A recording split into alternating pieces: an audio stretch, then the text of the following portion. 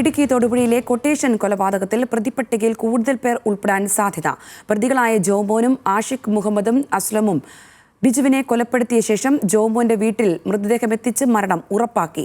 ഇതിനുശേഷമാണ് ഗോഡൌണിൽ മൃതദേഹം തള്ളിയത്. കേസിൽ പ്രതികളുടെ കുടുംബത്തിന് പങ്കുണ്ടോ എന്നാണ് പോലീസ് അന്വേഷിക്കുന്നത്.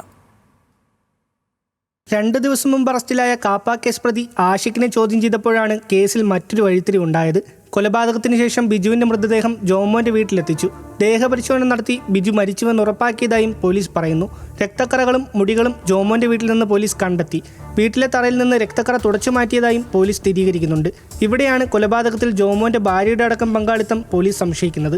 തെളിവ് നശിപ്പിക്കലടക്കമുള്ള കുറ്റങ്ങൾ ചുമത്തിയാകും പ്രതിപ്പട്ടിക വിപുലീകരിക്കുക. 2ാം പ്രതി ആഷിഖ് ജോൺസൺ ബിജുവിന്റെ വർക്ക്ഷോപ്പിലെത്തിയെന്നത് തൊഴിലാളികൾ സ്ഥിരീകരിച്ചു. ആഷിഖിന്റെ ഷൂവിൽ നിന്ന് രക്തക്കറയും കണ്ടെത്തിയിട്ടുണ്ട്.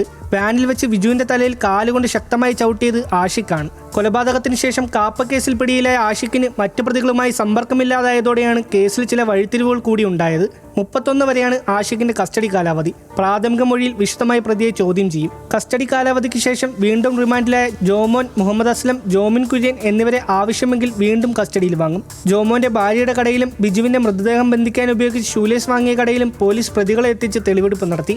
ന്യൂസ് മലയാളം, ഇടുക്കി.